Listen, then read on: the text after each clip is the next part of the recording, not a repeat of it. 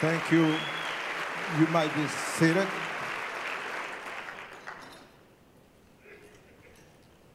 I was very impressed with Joe, who did the painting, and how generous many of you have been.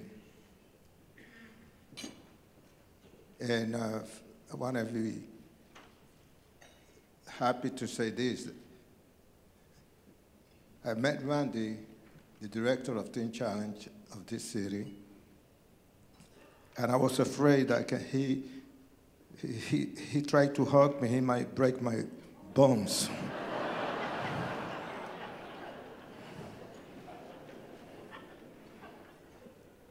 So I went from the outside, how you doing? No.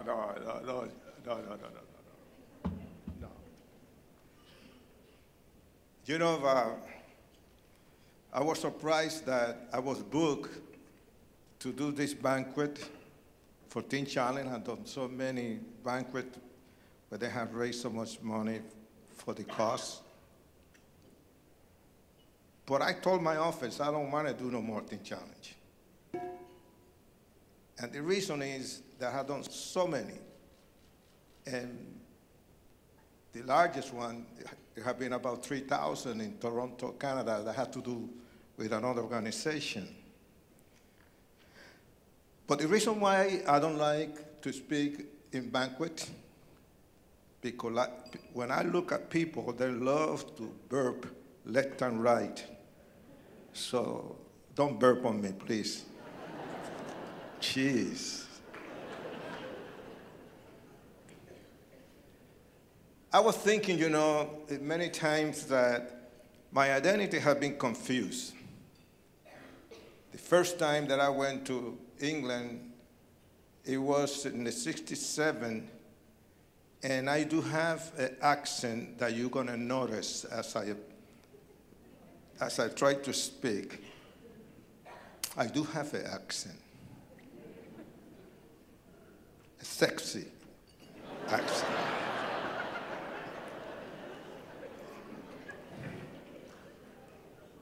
And when I went to London, I spoke in one of the most prestigious places that you can ever imagine, where the Queen have her own throne over there in the Albert Royal Hall. And you know, that was my first time that you got to speak in front of the English people.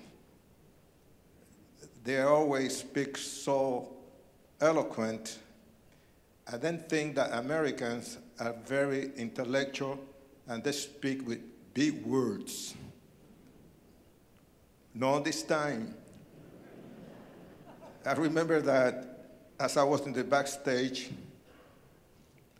and when I was nervous, and because I know I was in the British type of situations, and the way that they speak is take me time to understand. And then I believe that the place was so packed, and it was a Saturday afternoon. There was about 9,000, most of them young people, and lots of hundreds of girls. And when they introduced me, when I walked in, I was very nervous. Ladies and gentlemen, now Mr. Nicky Cruz is going to be speaking to us. So when I walk into the stage, I heard these girls going, oh no. They were looking for Eric Estrada, the guy who played Nick in the movie.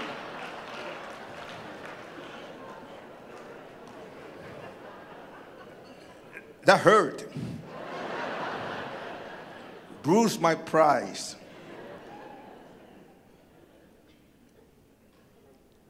But I fall in love with United Kingdom, that that the book is still in the top 10 bestseller at this age of mine.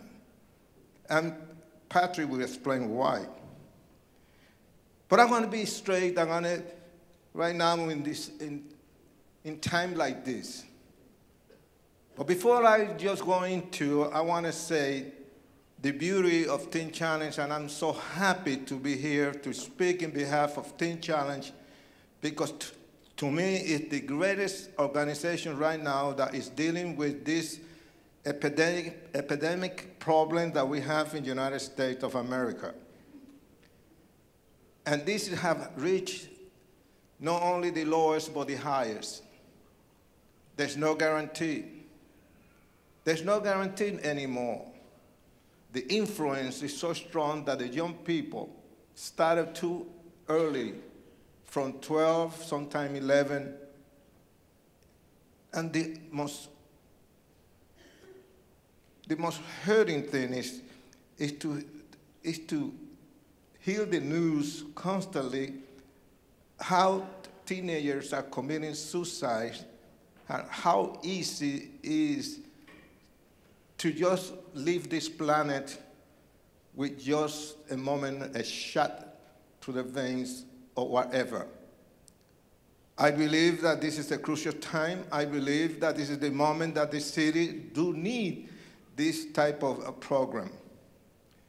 I do believe, as I was talking to the director, that the place is too small, that the place need to grow, that you need to get out to the biggest place, and unfortunately, you don't have that place. But tonight, we're going to have it. We're going to have a place where many teenagers are going to come, and some of you, dad and mom, are going to be proud that you have something that is fantastic. When I was the director of Teen Challenge, there was nobody, Dave Wilkerson and myself. And and Dave called me, and excuse me, I say Dave, but he called me, and I rejected. I said, no, I don't want to go to New York City. There's too many experience, too much memory. I don't want to go. And then he come this second call, and he told me, Nicky, I need you here. He's my spiritual father. He was my spiritual father. And I said, yes, I go. But before I go, I got married. I got married to Gloria. And the reason Gloria fell in love with me was because she rejected me anyway. The first time I tried to make my move and it didn't work. You know, seriously, I tried to educate myself in the front of the mirror, because I used to walk like a jitterbug, you know, with all these things and all of that, and making signs, and people in the college that thought that I was crazy. And then the superintendent, hey, how you doing? I'm doing good. Everybody thought that I was crazy, that I was ahead of time. And there's Gloria, and I practiced in the front of this mirror to be nice and to be presentable and to just go to her and walk in, and I did it for 3 or 4 days. Well, Gloria, I am from the East Coast. You are from the West Coast, San Francisco, New York. And it's getting lonely here. I don't have no friends. I would love to get to know you if you give me the prerogative for that moment. She looked like this at me. And she said, I just want to be your friend.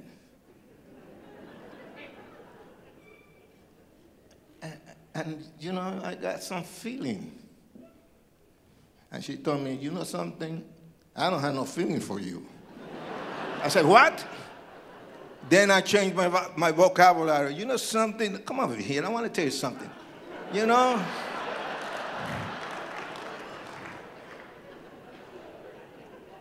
You look so fine.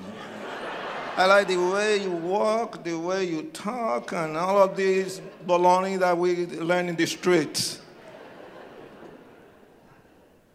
And if you don't believe me, I rip up my shirt and say, look at this.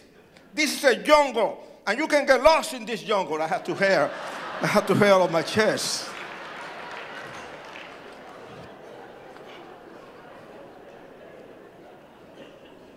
But we got married 1 month, we went to Teen Challenge. And ladies and gentlemen, and brothers and sisters, that was the greatest 3 years of my life, because I saw the glory and the power of forgiveness and the power of deliverance in a magnificent way that any eyes can see. Teen Challenge in Brooklyn, 416 Clinton Avenue. It was the first Holy Ghost hospital. When people used to walk through the doors and you didn't have to talk to them, they just fall on the floor and we had to pick them up and they were crying, Jesus, help me. Help me, please. And there was no place to put them. From the top to the bottom, either to the chapel. We never reject anybody. But in this moment, I just want to say that those that you have this beautiful privilege to help Teen Challenge here, and they didn't ask me to do, I'm doing this in my own, because I believe we are living in desperate moment. And you have a Holy Ghost hospital here. Help them. I'm going to talk to you about hearing voices. And I believe that you have known this, that this has become a problem. 2 Corinthians chapter 5, verse 7 says, for we walk by faith, not by sight. In the other version, the NLV, it's a new life version that says, our life is lived by faith. We do not live by what we see in front of us. Let me say again, we do not live by what we see in front of us. Hearing voices, what does that mean? Following your emotions? Following your spiritual leader? Whatever he said, that's what you do. With the only one that I can share is the Great Shepherd. First, we need to recognize these voices. Which voice you are listening? Or which voices you are listening right now? I know that when my wife, Gloria, called me, I know that her voice. When I call my wife, she knows this is Nikki. Because she has a unique voice, my wife. Very suave. Hi, Nikki. How you doing? So what you do? You melt. Give you advice, lady, for you to do that to your husband. I recognize her voice. I know and I recognize my wife's voice. She recognized my voice. And there are many voices, political, religiously, all these things that it makes you crazy. The church have changed. Now we have all kinds of people with new theology. Did you know that? Over 100 different theology in different churches. Theology that God never heard about it. That try to influence us. Voices that is not landing in the human heart. And we are competing with these voices. What you experienced these last 2 weeks is something horrible. Voices from here, voices from there. And this is something that we have to be conscious of what voice you are listening to. If they are persuasive, brainwashing, or they are sincere. We live in an age of information, quick space, busy, the hustler and bustler. Many daily demands consume our energy, TV, media, friends. And all these things are competing constantly. There are different voices. The voices from the world. Be the best. Make the most money possible. Be respected because of your prestige. Is that the way it is? Be rich. You know that what is the best. Do the best for you. Look out for number one, me. And the way that television view Christianity, we have to be careful. The way that they describe us is that God He's uncaring, He's distant away from humankind, mean, lightning, bolt, death. This is the voices of our soul. Self-doubt. I need to build my ego so other people think that I am important. Pride.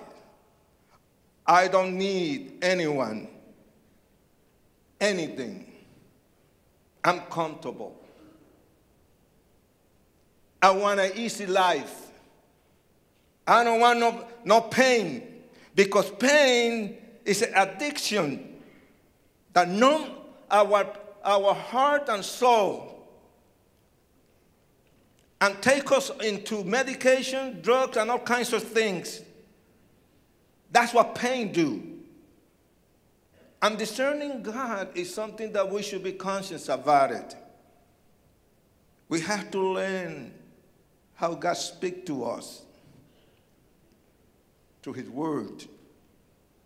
Sometimes to people, many times to circumstances. There's still small voices. To hear the voice of God, we must recognize the competing voices of our life. We got to keep ourselves accountable.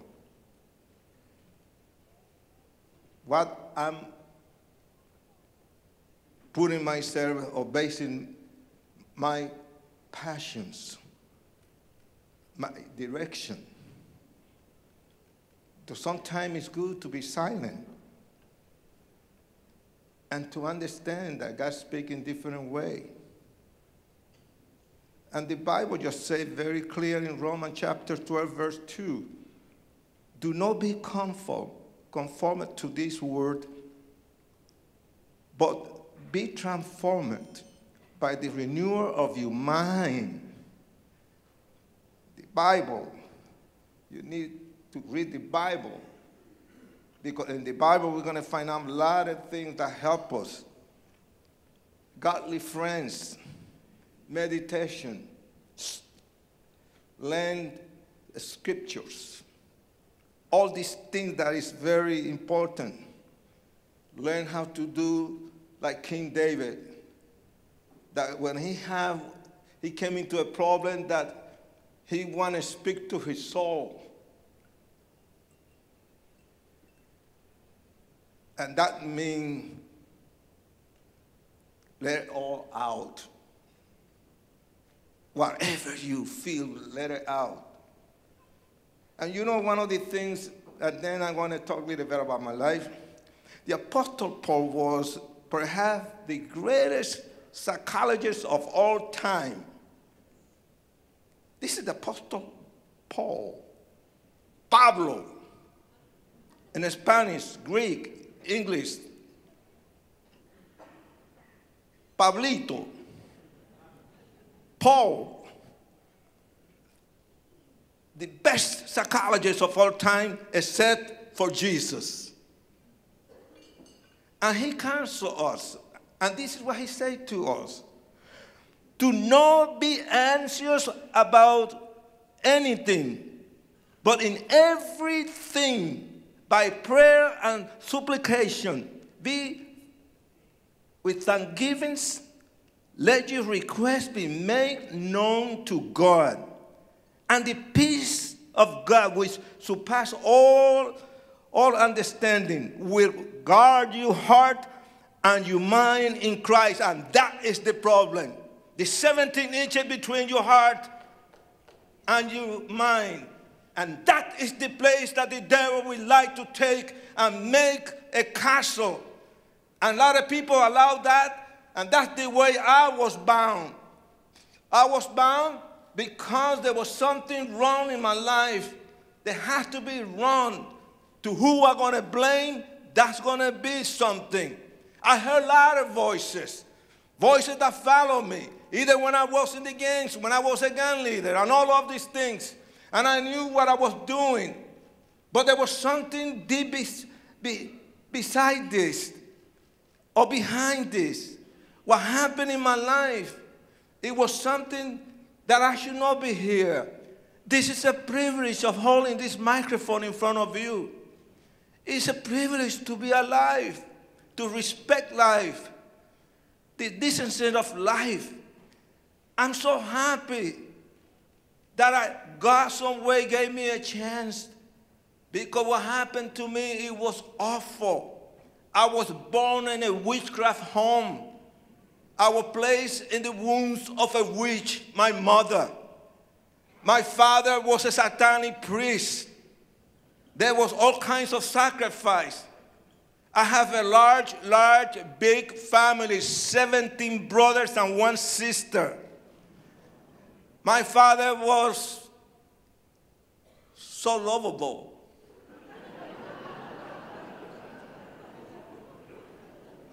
I'm serious. He didn't wait 24 months or 18 or 12.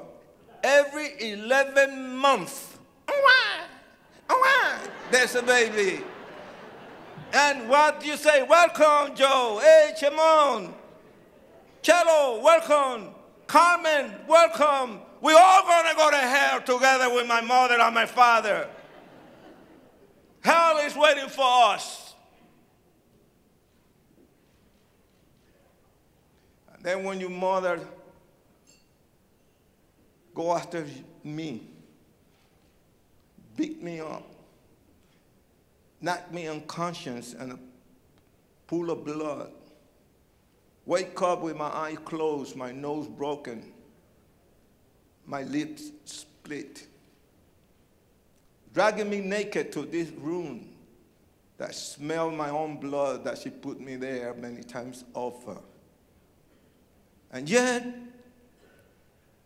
I didn't know why she did that. But you know what broke me?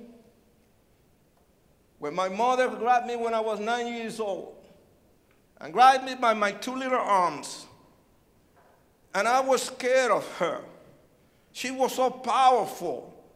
She was completely many times demon-possessed. Clear, her voice changed from female to a masculine. And when she grabbed you, I was shaking in front of her. I just was a little boy. And when your mother tells you, you are not my son, I never love you, get out of my life, you are a son of Satan, you are good for nothing, you are a failure, you understand? Get out of my life, and I curse the day that I brought you into this world.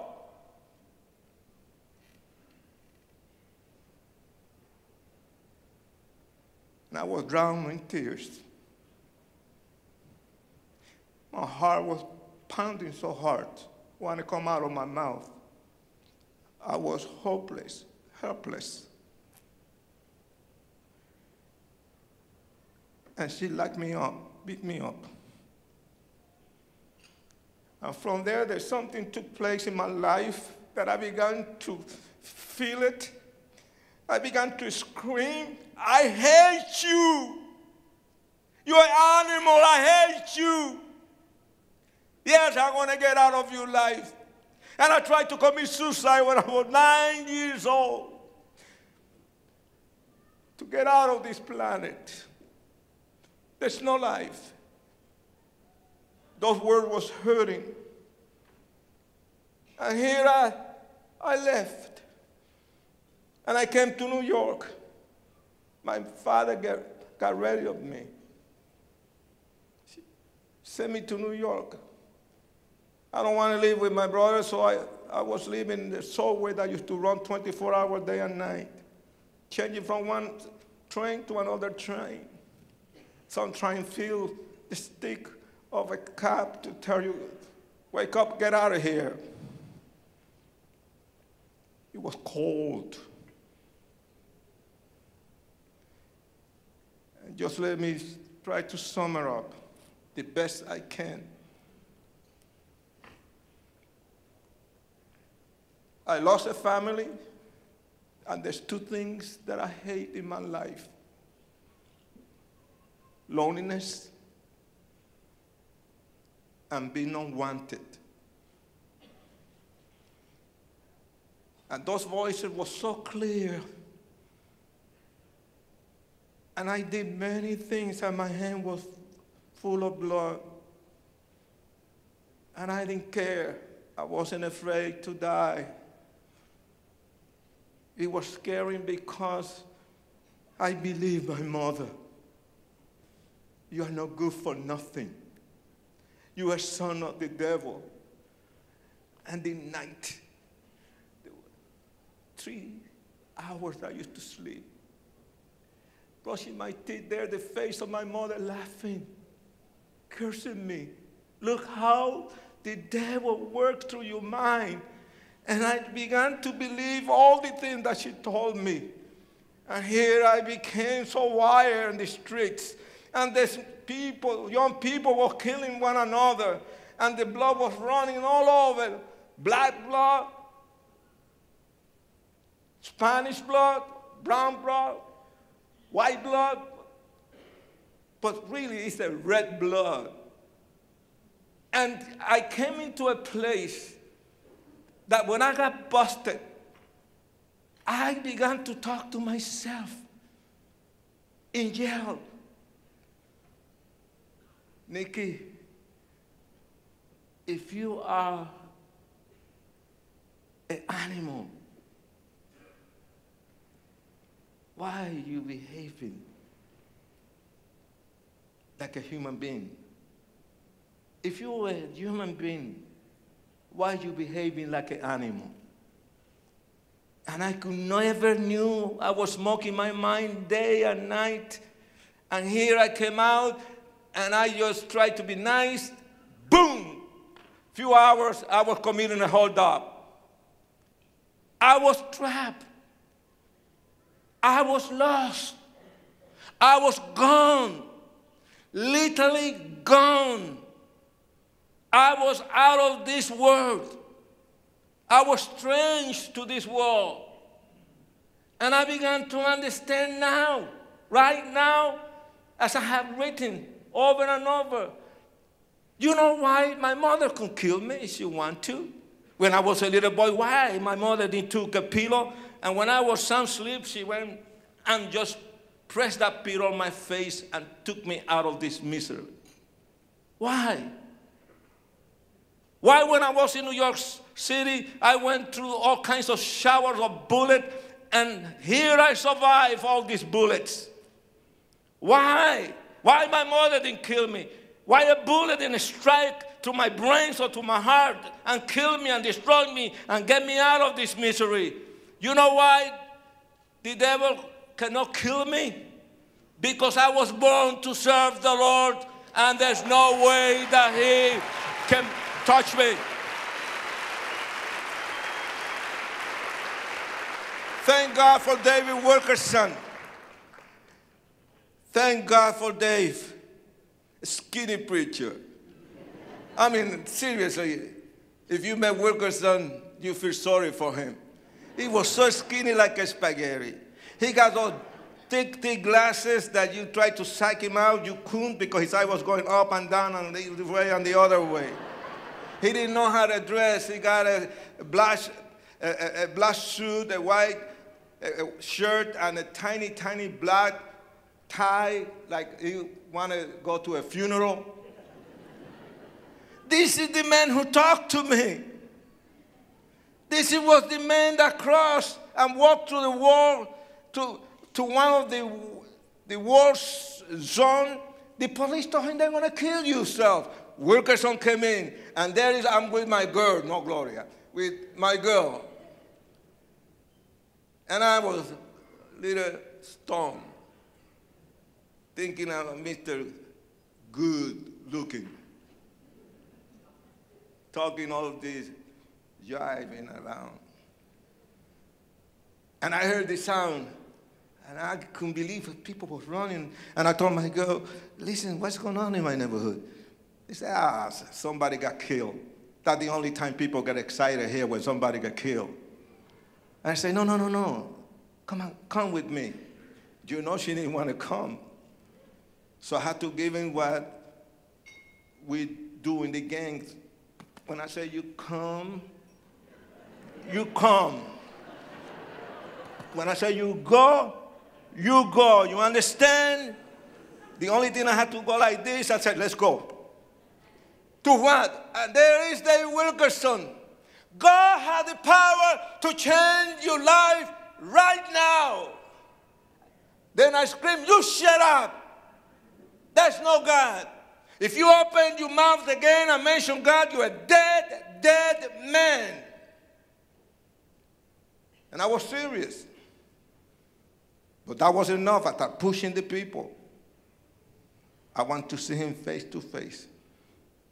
And there is the skinny preacher. I spit at him. He was nervous. The police told him, sir, they're going to kill you. And then he told me this. I came here to give you a message from heaven. Jesus loves you, Nicky. I said, what? Jesus loves you.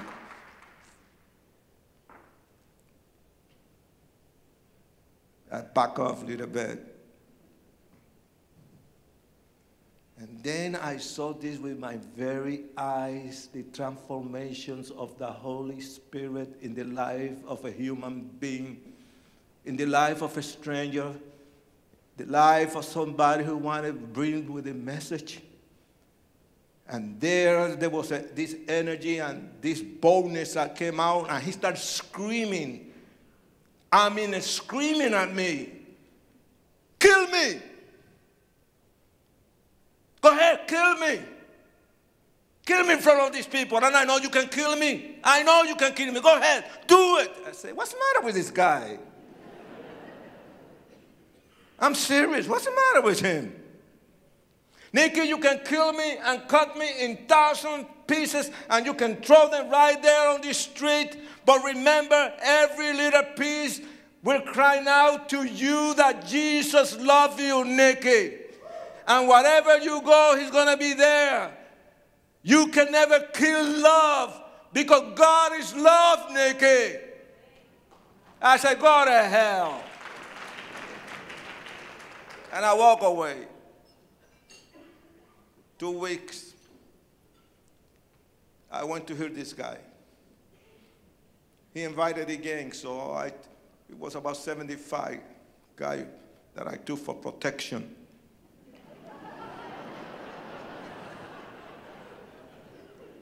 But it was a good decision because Wilkerson was naive. he brought 12 different gangs. And there were 2,000 people there. And for the first time in my life, regardless if I was restless, regardless if we was making signal to the other gangs that the enemy, let me tell you something. That night, somebody going to get killed. That's the bottom line of this. And here this man, in the last 2 minutes, had come with something that I never heard. The crucifixion of Jesus Christ. How Jesus Christ was crucified. It was so vivid, that picture, that I began, he stole my mind. And there, in that moment, I remember that there was something that was taking place. Something happened, like a rushed wind came in, like a rushing wind came in that place. And the Christian people were praying. And you know what happened? I do now believe in prayer. There's power in prayer when Christians get together in one spirit, in united. And there, something was broken. The chain was broken.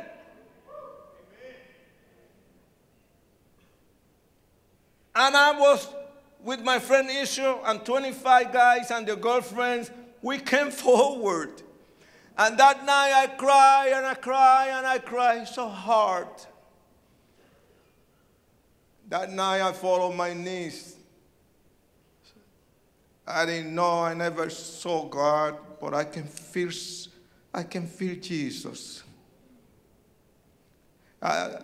David told me, Nicky, just tell him to help you, to forgive you. I couldn't find words for me to really talk to him. And I cursed in the beginning. I cursed loud. But then that little boy, he just wanted to die. That little boy need to get out. That little boy need to be loved. That little boy never have been loved. And that night, I cried so loud and I said, oh God, help me.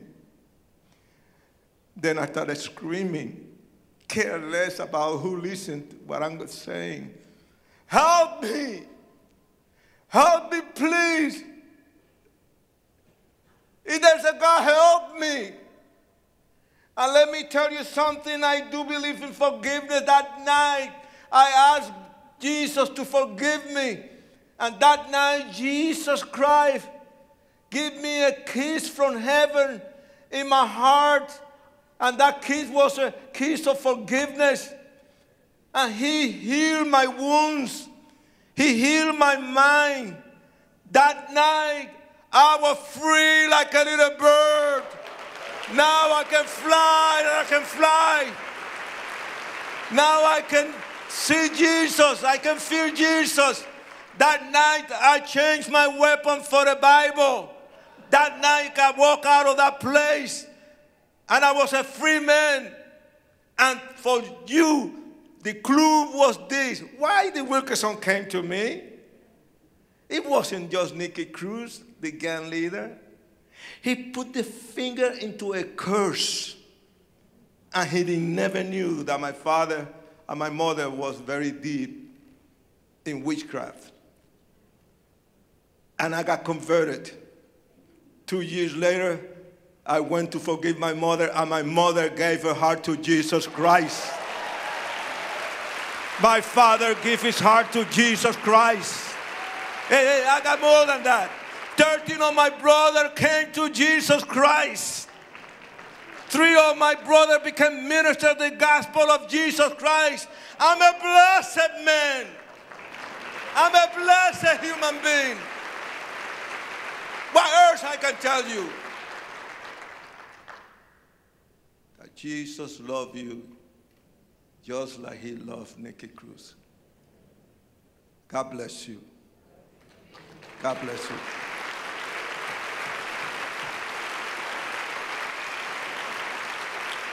I love you. Jesus loves you. Never give up. We got a great, great big God in our life. Love you.